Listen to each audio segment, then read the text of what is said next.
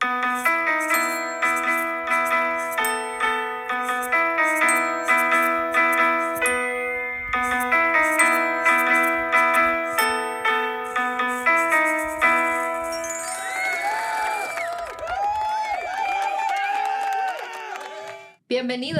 Welcome.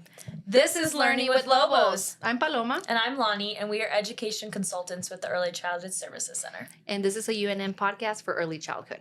This is Season 2, Episode 5, Special Education Through the Lens of a Parent and a Teacher. Yes, and today we have a special guest with us, education consultant Jose Cano here in the Albuquerque region. Hi, Jose. How you doing? Hello, Lonnie. Hello, Hi. Paloma. Thank you for having me. Thank you for being here. Yeah. Can you tell us a little bit about yourself? Sure.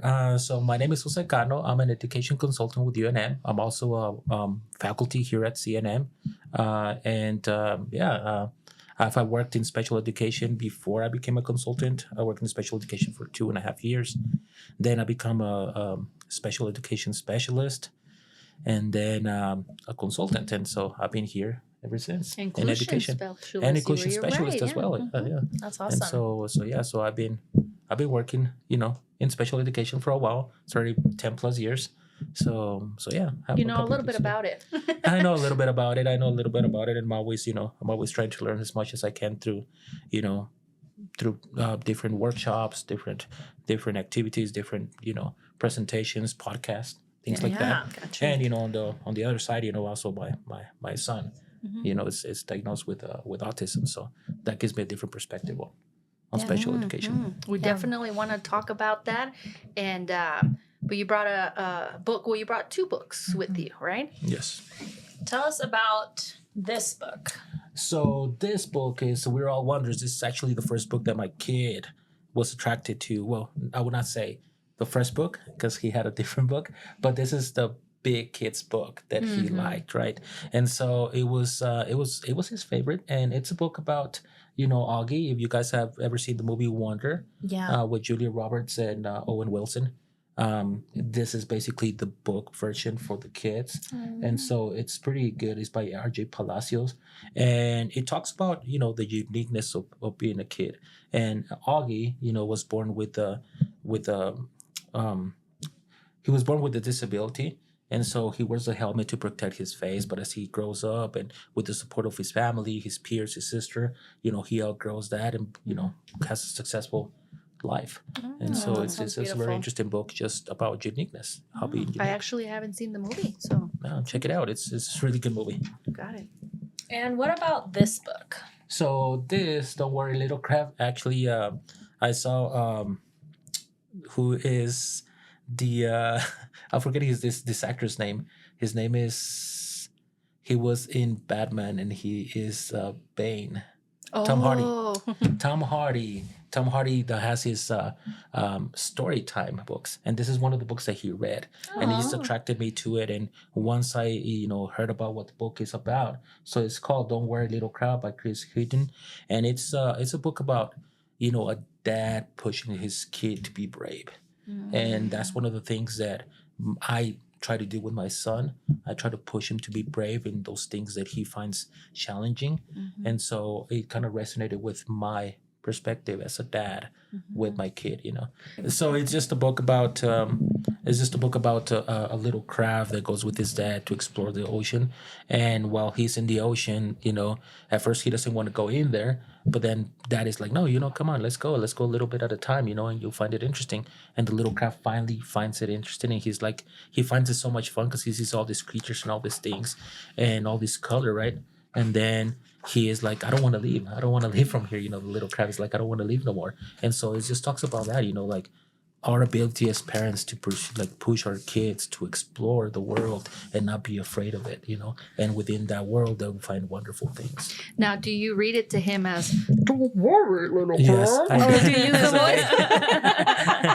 voice? Well, actually, when Tom Hardy reads it, it's actually pretty good. And I do try to mimic some of the way he does it, because he brings in, like he's an actor, so he brings that acting into it, and it makes it so much fun. Oh, and the And kids so- love that. Like kids love it Yeah. when you put those, you Yeah. know, characters and those the tone of your voice or things like that. That's really cool. Definitely, it's Yeah. something that we should do. Everybody should do. As an educator, as a parent, whenever you read a book, it shouldn't be so monotonous. It should be more like you have to change your pitches, your Yeah. tones, Mhm. so kids can be engaged. Even as an Love that. adult, when you have an audiobook, it's so cool when they change the voice a little bit, or Mhm. like if they let you know this is a different character. So of course, to a kid, you want to Definitely. have Fun. that fun. That's so Definitely. fun. Yeah, thank you for bringing those. So you obviously are going to be bringing in this really unique perspective because at the beginning you mentioned obviously you're a coworker, you're a consultant, you're also a faculty of CNM,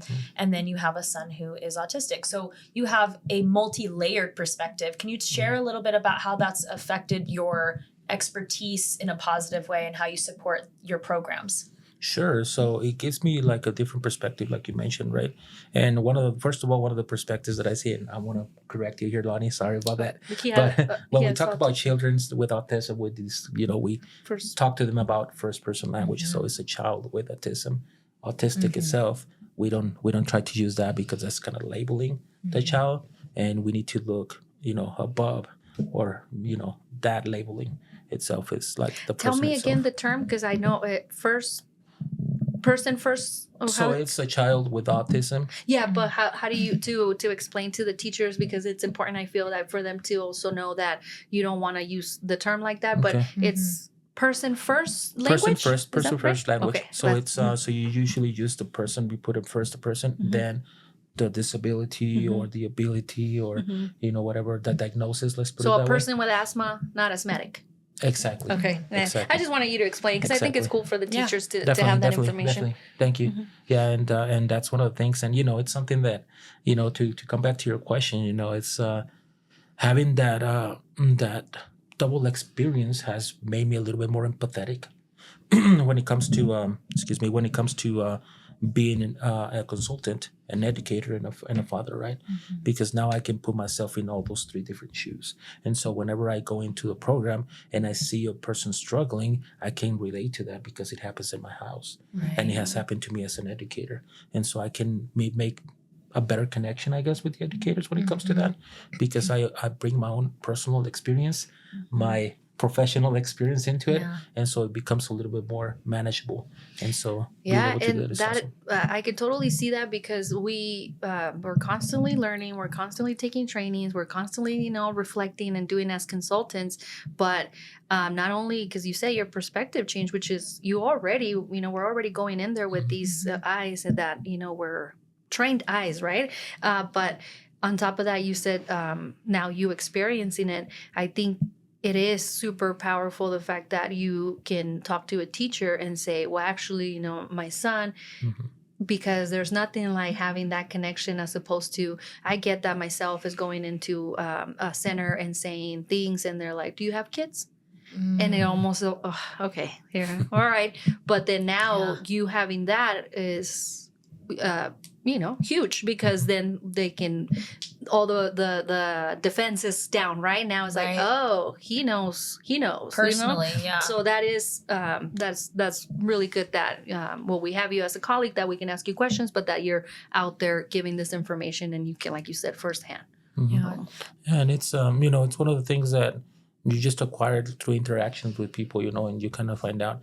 And to be honest with you, like at the beginning of my career, I had all those all those things that were kind of like given to me, like those ideas, those terms that I picked up from my family, and so I had to correct that myself, and be like, okay, this, first person language first, and then and first person language, and so I had to put myself into that and be in a different perspective in order to support my educators. As much perspective as we have, there's nothing as probably the most important person in your life, I would say, right? Oh, yeah. Now that's, wait, you're talking about most important person in my life. So yeah, even though you have the perspective, that I'm sure changed for you. Definitely. And it has, like you said, it opens the sort of like the I don't know, the gates, barriers that people put in front of you sometimes. Because also, being in education as a guy, especially in early childhood education, it's a challenge itself.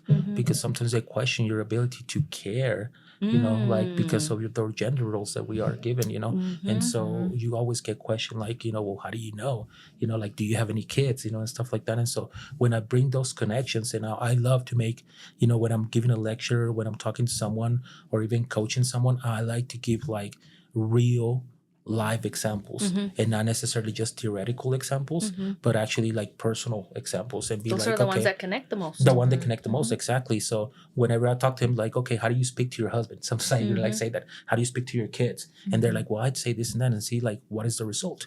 And they're like, well, we end up arguing. I was like, okay, so what is it that you want to get out of? Do you want to argue or you want to solve the issue? And so you look at the outcome, and within the outcome, then you look at the steps you need to take in order to support that outcome. And so I always try to use those things, and when I do that, it connects with people, and so it's a Gotcha. lot better for me, at least. Yeah, that's amazing. Do you ever feel like you struggle with balancing all of these different roles and switching in and out of them, consultant hat, professor hat, parent hat? Do you feel like that happens sometimes? It does happen sometimes, especially as a parent. I think it has happened more as a parent and as a husband as well, because I had to, when we first, when Isael was born, he was born at 30 weeks. So he was very premature. We spent 3 months in NICU, and so I knew some stuff, right, about child development and things like that. And so in having conversations with my wife, it's like I had to step back. I noticed right away that I had to step back because my expertise on the matter, for example, I don't know how we use the word expertise, not as I'm an expert, but just because I'm in the field. But as an expertise, in the matter, I was giving like trying to give her ideas on how to handle certain situations, and it wasn't working because it was coming from husband. It You wasn't were coming from a coaching her professional. strategies. I was coaching Oh my her. gosh, I I was feel coaching that. her, and it wasn't working, and so it was creating kind of like a conflict. So Yeah. whenever we have like the occupational therapist or the physical therapist or the speech therapist come and talk to us, I was like, that's exactly what I was talking about, but she needed to hear it From someone else. else Yep. rather than Yes. for me. And so I had to kind of step back a little, and that was a big challenge, and it's still to this point I find it very challenging to step back from that role. And Oh my it's gosh. interesting, when I first became a consultant, the consultant that mentored me, was Joel Casas. He told me, I asked him, I was at a family event and they asked me, he said, you want to stay away from that. You want to stay away from answering questions because I thought, well, they know that this is my job. So, and he said, you have to think about the fact you're talking about their kids. Yeah. So you're coming in as an expert, or you took this training or this, and those are their kids. Yeah. So he said, try to avoid having conversations with family or friends about that. And now in your situation, you can avoid it because now you're in the situation where you have to use your skills, but now switching them, I guess, right? So now you're a dad and a husband, not a coach or a trainer or, Yeah. Or a a relative. consultant or a A relative. relative, right? And so Joel was actually my mentor as well. So we Paloma and I started working together, and so it was and you're right. That's one of the things that I always bring to the table when I'm talking to friends and things like that. Just because my friends ask me those questions like, hey, dude, like I have my nephew that does this and does that. Do you think he has do you think he has autism? And I'm like, That dude, happens to me a lot. I'm not a diagnostician. I cannot tell you what the child has. Like what I can give you is a handful of resources, and then you can provide those resources to your family members, and then you guys can decide what you guys want to do.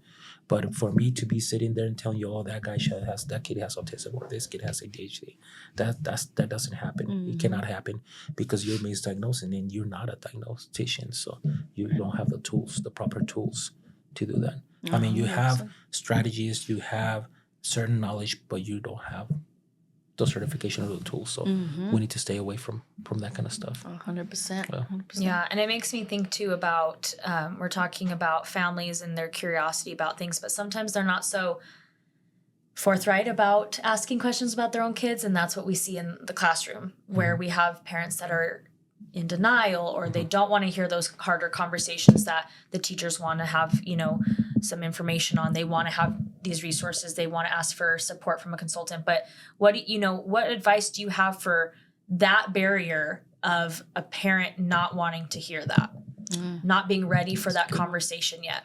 Being in denial, yeah, that's a difficult situation because it's. Did you experience it? As a parent, yes, I did. When we first got the possibility of Isabel having autism, I entered this little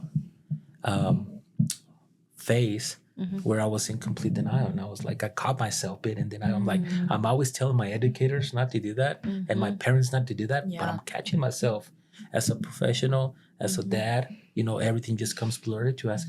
Supporting the question that you asked previously, everything becomes this big blur, and you're like, okay, like, no, my kid doesn't have that. And you're like, oh, so you have like this mental like battle within the professional and the parent.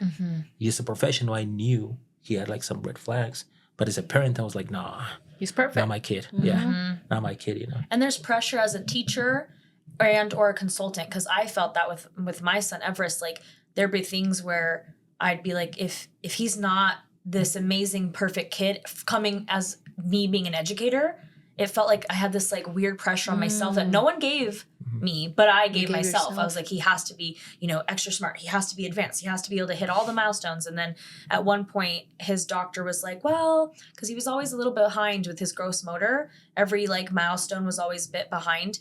And then finally the doctor was like, well, you should probably call it early intervention. And right away I was like, oh my gosh, like, me of all people, like. And then I was like, Lonnie, like, it's okay. Call in early intervention. It's okay. It doesn't make you a failure as a consultant, as a previous educator, as a parent. We called and nothing was wrong. They said it was just his personality preferred to be more curious and to kind of take things in, and he didn't really feel the motivation to get moving. And that's why he was like more advanced in his language. He was like, I don't really feel the need to crawl and walk. And eventually he met those milestones, and he's running around like a crazy guy now. And so I was like, wow, where is this pressure coming from? Why are we putting it on ourselves to have perfect kids just because we come from an education background? It's an interesting thing. Yeah, and it's definitely the same thing happened to me, but opposite. So my son was not able to. He started to be verbal, and then he stopped, and then he started developing his motor skills, and then after he developed his motor skills, then he became verbal again. Yeah. And so it was the opposite of yours, right? Because mine was focusing more on his motor skills than his language, and that's what that was the concern, right? Like, oh, he's moving around, but he's not speaking. Yeah. And one of the things that also we know as consultants is that if you give your child a lot of reading material and a lot of language exposition, he's going to be able to communicate when he has the ability to do so. And my son, he speaks both languages, English and Spanish. He's 5, by the way. He speaks 2 languages. He reads in both in English and Spanish. That's amazing. And he's just flourishing with reading and language and mathematics and things like that. And That's I'm just like, wonderful. wow, like, where did he get this from? And I'm pretty sure he came from reading materials and just communicating with him all the time and focusing on his abilities, not his disabilities. That's another thing that I always tell my educators: you need to focus on the skills that he has in order to support the skills that he struggles with, and that way you can That's great advice. You can close the gap. Yeah, and that's more strength-based, right? Which is what we try to be. Is we try to be strength-based and see what it is. I hear a lot of teachers that say this beautiful language of like, you can do hard things. I believe in you.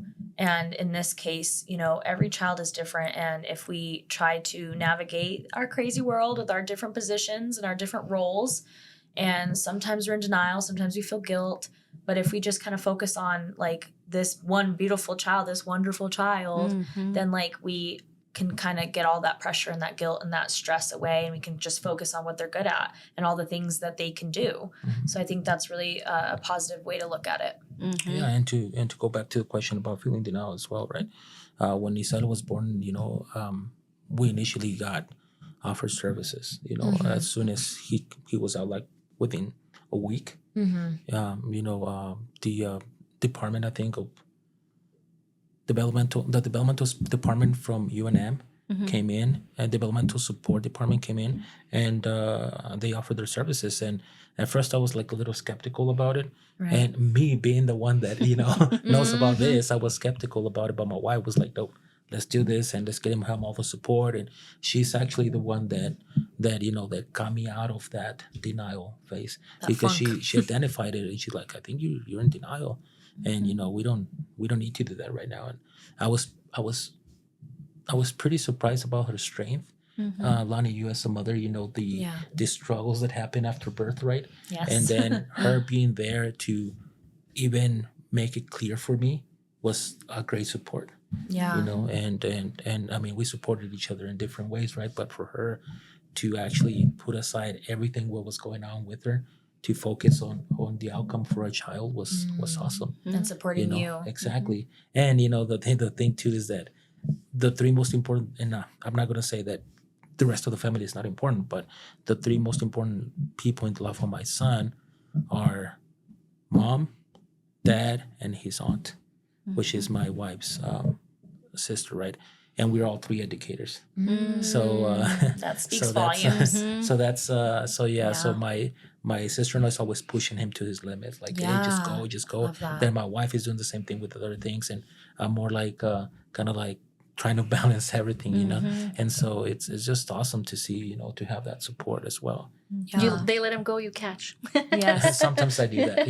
Yeah. In phrases of circle of security. Right? I know. And how do you, we talked about those professional roles.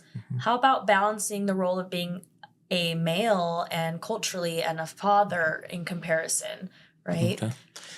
Yeah, so that's a big challenge. Thankfully for me, I have been exposed to education for a while now, and I have, through my different roles, I've gotten several skills and strategies that I think that other males might not have access to. Right. And one of the things that has helped me with is being more empathetic towards myself and towards others, right? And so it's been a challenge because my nature tells me one thing, but then what I know tells me another. Does that make sense? Does that make sense to you? Yeah, but can you tell a little bit more? So, for example, when it comes down to discipline, right? But you have tough Discipline. love. I believe in tough love in a way, because that's the way I was We're raised, Mexican. and we're Mexican as well, and so that's how we were raised, right? But then there's the experts telling me that that's not the proper way to do it, what right? we talk about. That's not the proper way to do it, and so sometimes I see my son just being a pain in my butt, and I'm just like, I want to react to it, but I catch myself like, no, you cannot do that. Yeah. But then I look at him and I just look at him like, no, but I have a role, and my role as a dad is to get him prep to face the world, right? And the world is not this cushiony and this soft as I am putting it as a professional sometimes, because I'm protecting him from everything and I'm giving him the tools in a different way. But are those the tools that he's really going to need when he gets out to the world? And so him being a guy, me being a guy, and I think about the struggles that I went through as a guy, and then the struggles that he might face. And Hispanic. And all this, and with the diagnosis, which is totally different than for me. And then being out there, to get bullied and to get all these things that everyone of us is exposed. How am I going to support him with that? So you need to find a balance between those two things. And what I've done is, not stop being the tough love dad, but do it in a more proactive way. By putting strategies that I have learned through education, into practice with my son. For example, if I want him to be able to defend himself, then I have to expose him to some sort of martial arts or to some sort of physical activity. If I want him to be strong and independent, I have to teach him how to take care of himself and do all these other things, right? But in a different way than it was taught to us, And so that's the wonderful. approach. I'm still not letting go of that tough love, but I'm still not using the strategies that I have learned. As It's healthier. As they told me, I individualize them to the needs of my son. Let's put it that way. I love that. And using those perspectives, you have the perspective as a dad, as a consultant, in your role, and as a special ed teacher that you were, and then on top of that, just switching it up to I'm a brown male, and so you have all these other things. You're cooking into a unique stew here, Yes. different spice here, a different spice there. It was really, now that you mentioned that about the brown male, right? It's my wife she told me she had never experienced racism until she married me, Wow. which is that's interesting. Which is interesting, right? Yeah, it's so interesting. My wife hadn't experienced homophobia, but then I look how I look, and because I refuse to look any other way than who I am. But go ahead. But that is interesting. Yes, it is, and so thinking about that, I always use that as a reference of so that's the same reason why we need to prep our son to be able to face those things. I mean, we don't want him to face those challenges or those situations, but eventually he's going to have to. Yeah. Because there comes a point where we just cannot help it. And in the quotes of Marcus Aurelius, because I've become such a stoicism reader, he says, you can only control your thoughts, but not the events that are happening outside of that, of your head, and so it's the same thing that I tell. So make his body strong, so he can be able to face the challenges that come. I think this is beautiful because I feel like we started the chapter of what parents who might be listening in and tuning in could do to instill this strength and this empathy into their children. So now I think it's beneficial to shift into the classroom, and how can we help educators do the same thing for those students that they might be having in their care. So do you have advice in that aspect? So for the educators themselves, is one of the most important things they can do is create that relationship, build that relationship with the child.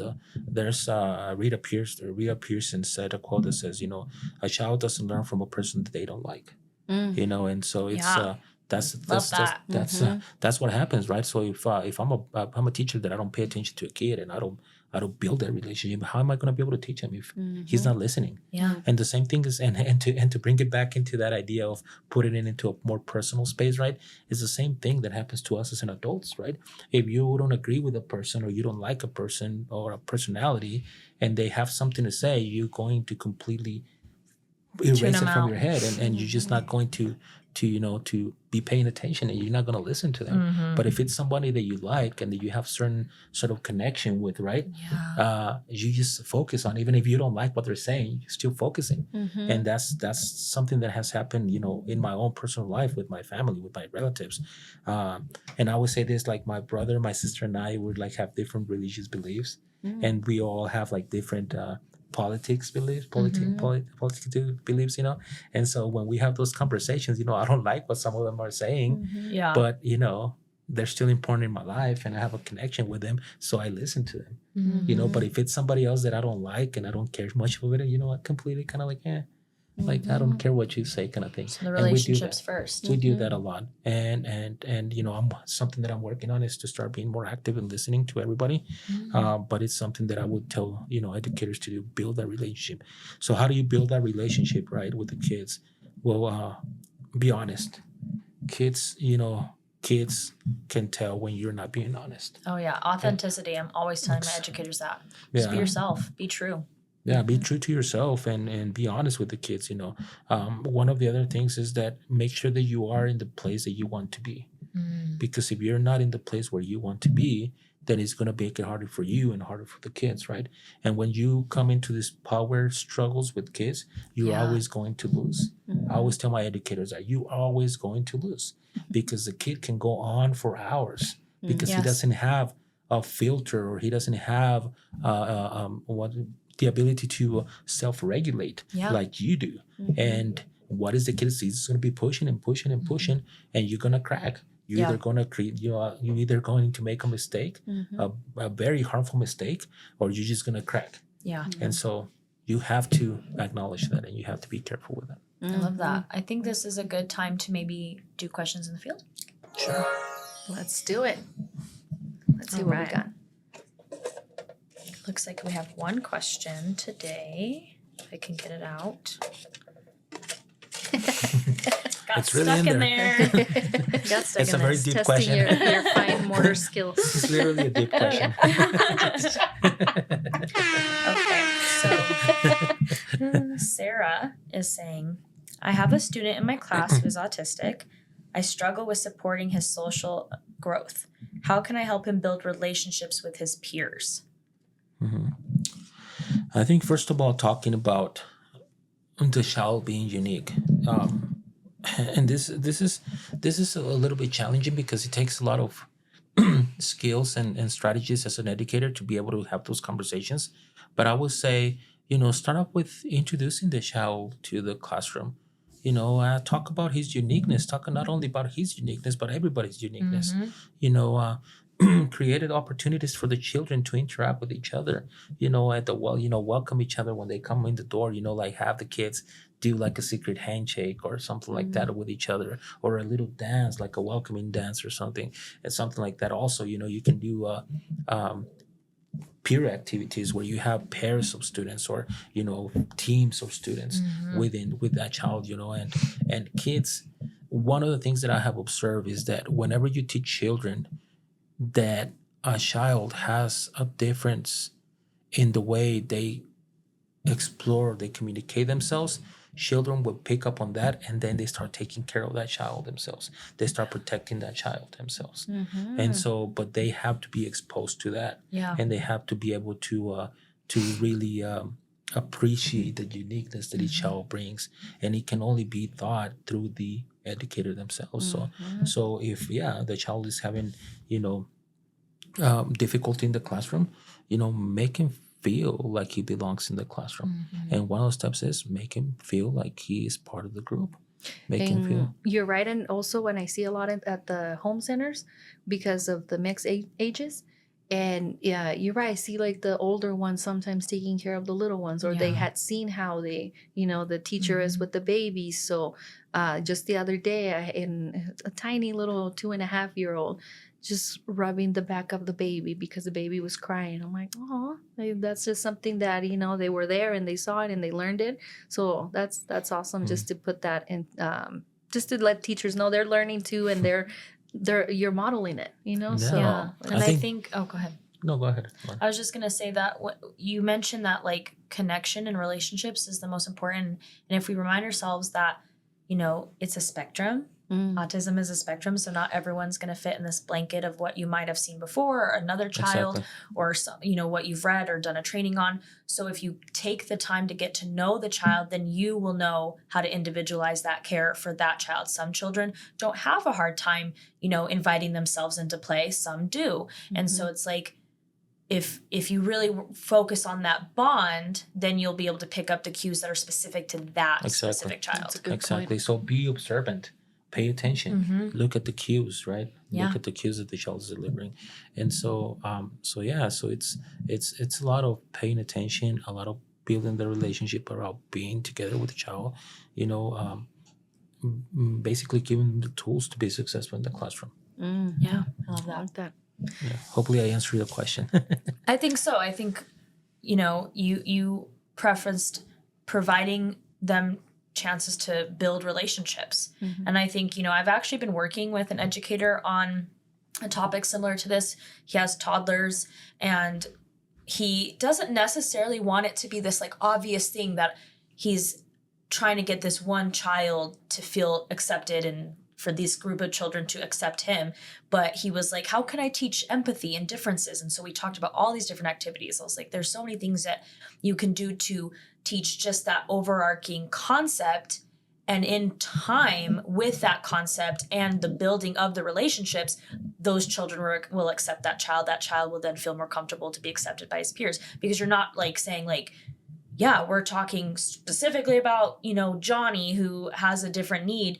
No, like broaden it up. Just teach the concepts. Put books in the classroom about differences and diversity and inclusion. And, with the little ones, I was like hands-on, talk about how we all have different ways of saying hello. Some people prefer to be touched through a hug. Some people don't want that and they want a high five, or they want a little hello from afar, or a pump it. And so it's like, that's a conversation about differences and tolerance and empathy without it being so obvious. And it's still really impactful because it it helps them understand that. And so we talked about a ton of different ideas. And so I think that if you take the pressure of it being, so narrowed down and really just try to teach these overarching subjects of like kindness and love and connection and security and safety, attachment, empathy, understanding, all these things, if you teach that to kids through relationship building, then it will kind of all fit eventually. It'll figure itself out. I feel like the basis of respect. Yeah. And before you can say respect, Right. You Exactly. teach all those things that you just said, and that is it's in itself is respect. And if we all have respect towards each other, regardless of our differences, that's all we need. Yeah, and it's the breaking down of those things, right? You break them down into basic forms and present them in their basic forms to the children, so they can start building up on them. And that's one of the things that sometimes we struggle with as educators, if we don't have anybody to guide us or to mentor us through those processes, because it's something that we don't get taught, in school. In academics, we only get the theory, but we don't get the practicality of it.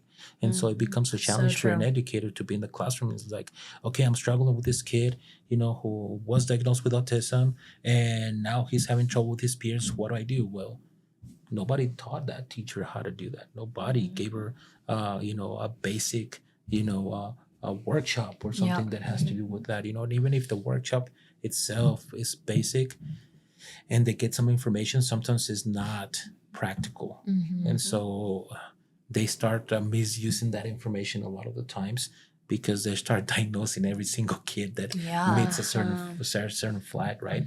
And so it's like, oh, well, that kid also has that one, it's over there. And so not typical. It's like, Yes. well, my man. Yes, and Are that you? becomes a challenge itself, right? One other thing that I tell educators is, just because a child struggles with an educator doesn't mean that he's going to struggle with you, because both of you have different approaches to that child's life. That's true. And so also whenever, and it happens a lot in childcare, right?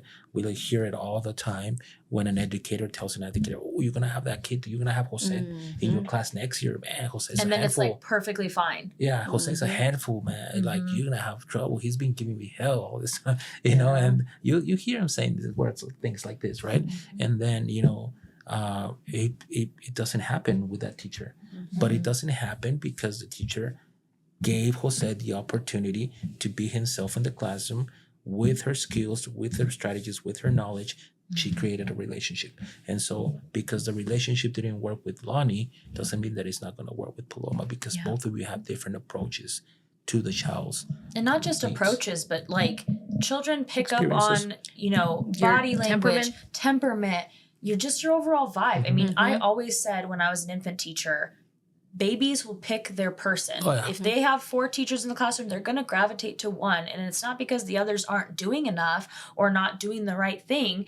It's just that they mesh really well. That's why we have friendships that work so well, and why we aren't friends with so-and-so and we don't get along with this person or whatever, because we gravitate to people, and that's okay. And I always would tell parents, they'd be like, oh man, like, I'm so sorry that they don't like so-and-so and they like you more. And it's be like, it's okay. It's normal. We all are going to have preferences and personalities. And that's what makes it great, that eventually there's going to be someone that works really well with this child, and it's going to be this perfect combination of bliss. And it's not always going to be like that. And that's why we have opportunities for other teachers in the room. Yeah. And I do love that we're talking about that perspective or that side, because I'm sure we mentioned it a ton in episodes before about the stigma, that we put on a child. And I mean, even from like, they're shy, that right away that can, now they take that of, oh, I guess I should act shy, Or even they you're said, so smart. Yeah, and That now could be the a lot. pressure of like, oh, I'm supposed to be smart, but once the stigma is there, you can't help it. Also, it's hard as an adult to say, oh no, I'm just gonna have my own experience. No, because as a teacher, they have a lot of stress, a lot is happening. Our teachers, they have documentation, they have this, they have that. There's so much happening that for them to be, oh no, I'm just gonna take this as a brand new. You do have to really work hard to not bring in, that stigma that maybe another teacher brought. But so I love the way that you're turning it around of we get along with certain people, don't get along with other people, and it might work out. Another thing, sometimes with male teachers, the dynamic is so different, right? Yeah, And then totally. and some children really enjoy that more physical, or not necessarily has to be, but from what I've seen, the male teachers I've seen, it's more vibe. physical and more, it's different. And some children love it, and others are like, well, and some children need it. Yeah. Like they actually really need that type of outlet, that type of bond. They need, either it is that energy that they need to be matched, or it is that they need those male figures in their lives to look up to relate to connect to. So I'm definitely like, I wish there were more males in this field. Definitely. Yes, and it's something that we struggle with, right? Because there's not a lot of men, and it's a challenge also because sometimes men have this role in society, right? That you are the provider, the first breadwinner of the house, Protector. and the protector, right? And a lot of us, that were born in the 80s, we were raised that way. So if you're not producing, You're supposed to if cry. you're not providing, then you're kind of like no good. Yeah. And so if you don't have access to certain information to change that mentality, you come to a field like this and you notice that, man, like, we don't really get paid that well, or we don't get really this to support a whole family, right? Then That's a really good teachers, point I've never thought educators, about. males leave, and they're like, they go and seek something else. I mean, you have a lot of people that were really smart and they had degrees in teaching, and they're doing something else because they weren't able to support their families with the salary they were receiving. Yeah. And so it becomes a challenge for us males sometimes to Or be why in this there's field. so many in the higher ed. Exactly. Males are in higher ed. You see them starting to be more prevalent in middle school, definitely in high school, most definitely in college. But early childhood, it's definitely lacking, and that's an interesting perspective. And I think that's one of the reasons why, right? But it's very interesting. It's a very interesting field, and it's a very interesting, conversation that we bring it up here. We always talk about the fact that, and I'm always telling my teachers how it should, most definitely we all know that teachers should get paid more, but it's such a delicate job, that, and we were talking, Lonnie and I, about how we love what you said about your wife, because when a mom, that job was huge what they did. Huge. So I tell her, I feel like mom should be put on a pedestal because you just created life.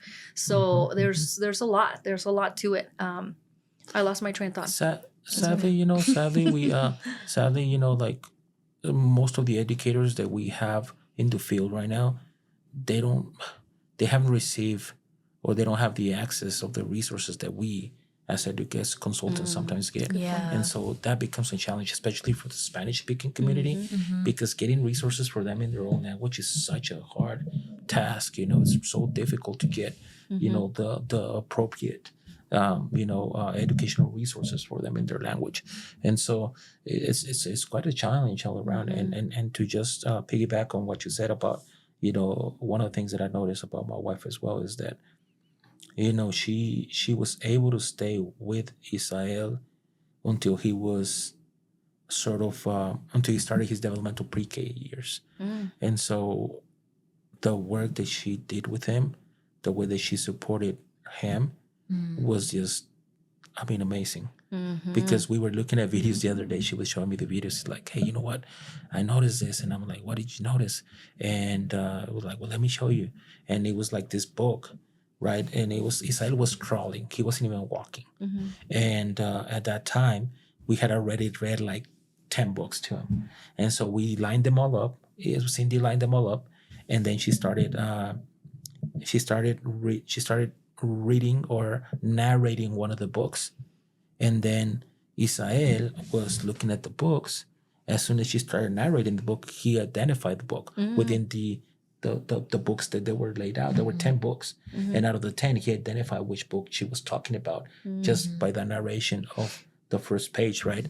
And then he turns around, looks at her, and then Cindy finishes the phrase, and then he goes and he starts crawling towards that book and picks up the book. The book that she was exactly narrating, he identified within 10 books. And he was talking about him like being 16 months maybe, Yeah. you know. And so looking at that, the way that she was working with him on that, supporting him in that way, can really show up today as him reading, you know, like he's reading 10-digit numbers. He's reading both English and Spanish. He's doing an awesome, he's doing really well academically. And so it's, you see the work that she put, you know, and the importance of her being there. And it's something that not everybody has the ability to do, which is also a challenge, you know, and it's, you know, and it's just part of, you know, our society right now that it's, you know, it's something that, that is happening all around right now. You need both parents to be working, and sometimes you can't even make it like that. And so, And we were just talking that you really truly need not only a village but two parents. Healthy village and two parents. Yes. Yeah. Like you could do it alone, Yeah. but the difference when you're not alone is tremendous. Yes. And we were saying, because obviously, you know, I don't think I need a man in my house, but you need support. You know, Yeah. sometimes you're sick. And Yeah. then the other one can take over, and so you can kind of throw the ball, you know, and it's like a catch. That sure your happens turn. a lot in my it's a household. lot easier. It's a lot easier when you have somebody else in your corner. Let's put it that way. You know, if you have somebody else in your corner with you all the time to those struggles and to those battles, it's a lot easier. Yeah. You know, than just being alone. And you know, there's people out there they do it themselves. Yeah, And they you know, they do. That's they what I'm do an saying. I awesome don't want to job. say that, you know, my mom was a single mom, and I'm freaking amazing. So, you know, the proof is here. But, but hey, but no, I feel when you were talking about your wife that it must have been tough, you know, for her because she was dealing with everything, but at the same time, she gave him such incredible tools that Definitely. he, you know, can utilize, and right away, like you say, once he went to pre-K, that he can use, and like clearly now he's able to now have more and do more because of those tools that she gave him. But I did want to say some because I know you brought up about the Spanish-speaking community, you know, how sometimes the terms seem a little bit scary because we're so used to, that this means they're crazy, right? And I know you wanted to say something, especially, sé que le querías decir un mensaje a la comunidad hispana sobre todo lo que estamos hablando, pero sobre todo ese estigma, ¿no? De que no les dé miedo. Pero no sé si querías dar un mensaje. Sí, exacto. And Lonnie, we're going to have to explain to you later. That's okay. But sí, exactamente, ¿no? Uno de los estigmas más grandes que existe en nuestra cultura es el pensar que si nuestros hijos necesitan cierta ayuda, con usted, sobre todo cuando nos dan los términos como retraso en el desarrollo o autismo o trastorno de déficit de atención y hiperactividad, todos esos términos que se utilizan, ¿no? Para diagnosticar a un niño, inmediatamente ponemos nuestras barreras de defensa altas, ¿no? Y lo que les quiero decir yo, por ejemplo, con mi propia, no solamente como educador, sino también como padre de un niño que fue diagnosticado con autismo, tenemos que quitar esas barreras, y la ayuda que nos ofrecen allá afuera la debemos de tomar. Si el niño la necesita, la va a necesitar y le va a usar y le va a sacar provecho. Si no la necesita, él mismo lo va a dejar saber. ¿Sí me explico? Bien dicho. Entonces, lo que pasa con los padres es de que ellos tienen que hacer el esfuerzo por decir, ok, si mi hijo le están diciendo que tiene a lo mejor posiblemente autismo, vamos a apoyarlo, vamos a ayudarle, vamos a agarrar este recurso que es gratuito, muchas de las veces es gratuito, porque si tienes Medicaid, si tienes algún tipo de aseguranza, pues eso lo pagan, ¿no? Pero sí, estar dispuestos, abiertos a la posibilidad de adquirir esos recursos. Una de las cosas por la que mi hijo está haciendo muy bien ahorita las cosas es porque él fue expuesto a intervención temprana desde el día que nació. Desde el día nunca hubo ningún retraso, nunca hubo ninguna pausa. Siempre está recibiendo apoyo. Ahorita está él en sus sesiones de terapia, ¿no? Y está recibiendo apoyo. Una de las cosas con las que muchos de mis maestras, muchas de mis familiares, la comunidad con la que encuentra difícil, es que ya quieren adquirir el apoyo que el niño necesitaba cuando era bebé, lo quieren adquirir cuando el niño ya está en la escuela elementaria. Entonces ya cuando está en la primaria, quieren agarrar ese apoyo, y es 3 veces más difícil de adquirir ese apoyo. Wow. Porque hay lista de espera, porque no hay suficientes evaluadores, por un sinnúmero de cosas. Y aparte tienes que trabajar no solamente con los 5, 6, 7, 8 años que el niño tiene sin recibir apoyo, sino no tienes que trabajar solamente con el retraso que lleva allí, sino que también con el adicional de tener que estar en una lista de espera. Entonces el niño a lo mejor no recibe a los 7 años apoyo, sino hasta los 10. Oh. Entonces ya el retraso es mucho mayor. No, Entonces, qué bueno que digas eso. Sí, sí quería que le hablaras a la comunidad hispana para que, pues, que sepan que no nomás estamos hablando aquí. Just, the message he sent, I think is super important because I want the Spanish-speaking community, especially also coming from a man, that to hear the importance and not to be scared and to get the help, and ask those questions just because, what Jose was saying, it's so needed and it could be detrimental, that the outcomes. So we were talking about tools. Talk about not being able to give all the tools you could give to this child, right? But thank you for that. I do appreciate you saying that. And just to say it, I'm gonna say it in English. So go for it. So Lani she'll read the subtitles. And the rest of the people here. But just a summary of it. Like we get offered resources as soon as our child was born, because UNM has a program that, like I was saying, I can't remember the name of the program right now, but it's a program they have within NICU that if your child is born, before the 35 weeks, you automatically start getting support if you want as a parent for that child. If your child was born underweight, you start getting support.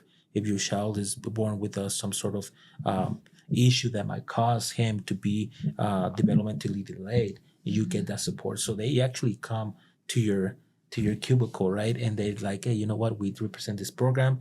We have this type of support. Are you interested? And all you have to say is yes. Yeah. And as soon as you say yes, they start working with you. They connect you with resources. They connect you with people outside of the hospital. Once you have your child out, your child's already ready to receive services outside the hospital. And the transition between one program to another is a lot easier. So, for example, mine moved from the program they had at UNM, and then they moved to the program, to the early intervention program, and then they helped us get him to the school program. And now we have, his IEP and all this other stuff that, sadly, a lot of parents, a lot of families struggle with getting that once their child has reached elementary school years. Yeah, I've heard that as well. I've heard from a lot of directors that if you're able to get it in the preschool years, it will really Make change. a difference. Yeah, it makes a difference because once they get to kindergarten and public school, it's different. It is a challenge. It's a lot harder. And then that denial, right, that you were talking about earlier, can lead to missing out on that time that is so important. Act now. That's why it's called early intervention. And young, and especially new parents. I can see that. I can't imagine taking a baby home, like newborn, right? Like not even now in my 40s, I'm like, oh my gosh, that's scary. So new parents, and then on top all that other thing, I can see like, yeah, it's a lot, but it's just so important to ask questions and to take the help, Yeah. So, and now you talk about, like taking the baby into scares and traumas, right? That you go through as a new dad. Even if you know this information, for example, my kid was having trouble breathing. My son was having trouble eating, stuff like that. And so he spent 3 months in NICU. So that's a lot of time, right? Yeah. And so when they first, told us that we could go home with him, I swear to you, like even till today, I wake up in the middle of the night and check for his breath. Aww. Like it freaks me out that he's not going to be breathing.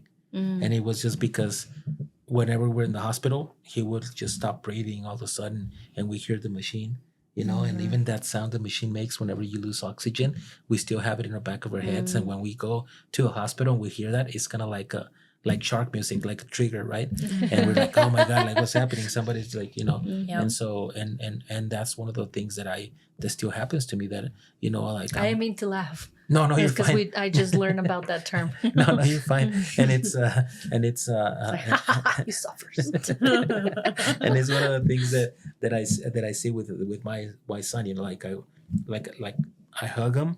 Sometimes we fall asleep and I hug him, and I'm like, oh my God, I can't hear his belly like pop up or like his breath or stuff like that. And so like go over there and check on him and put my finger on his nose or something like that.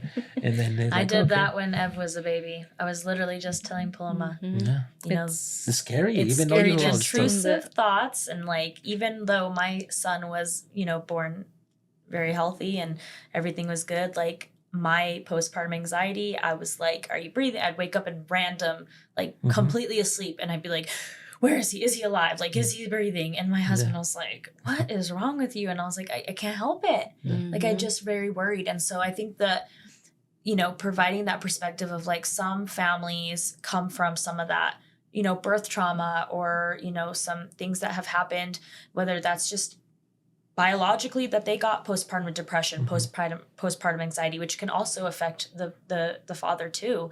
And you add that into a possible, you know, situation going on with the child that they might need services. We know some of services take years. There's wait lists and it takes a long time to get a definitive answer. So a lot of these things can be daunting.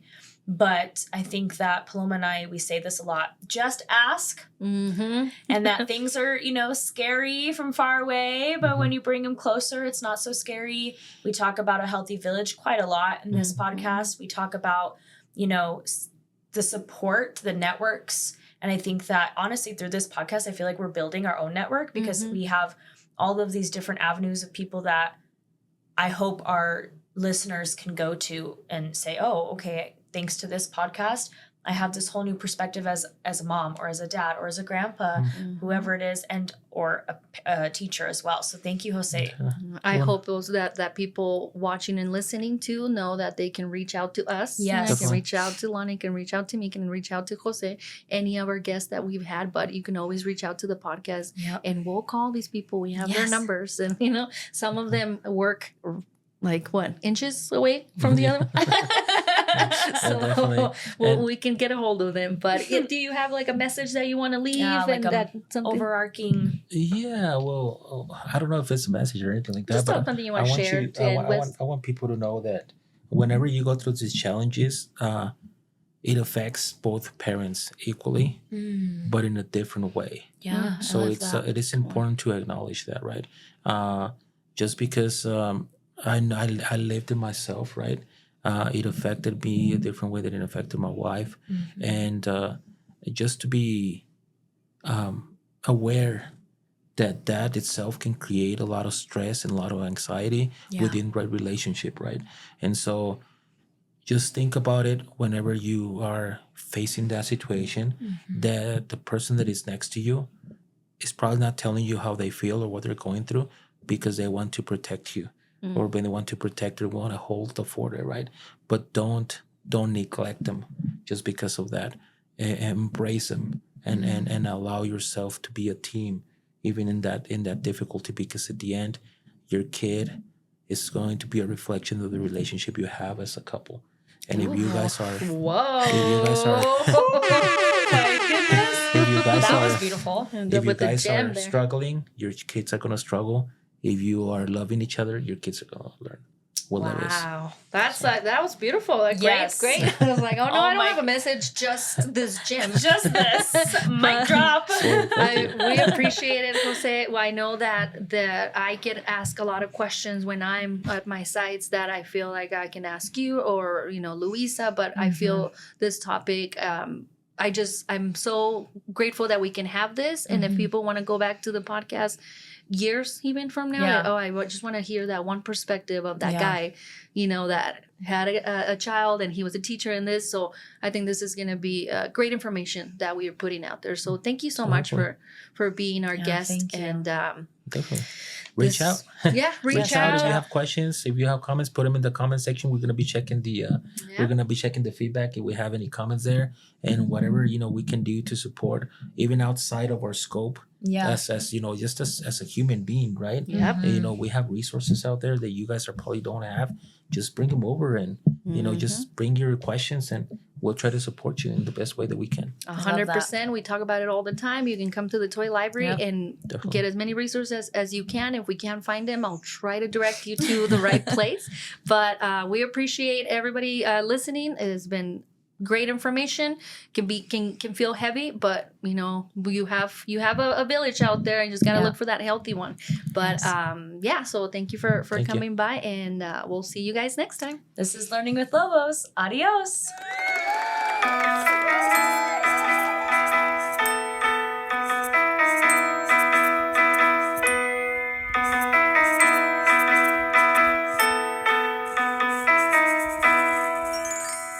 Special education from the multiverse. No, just kidding.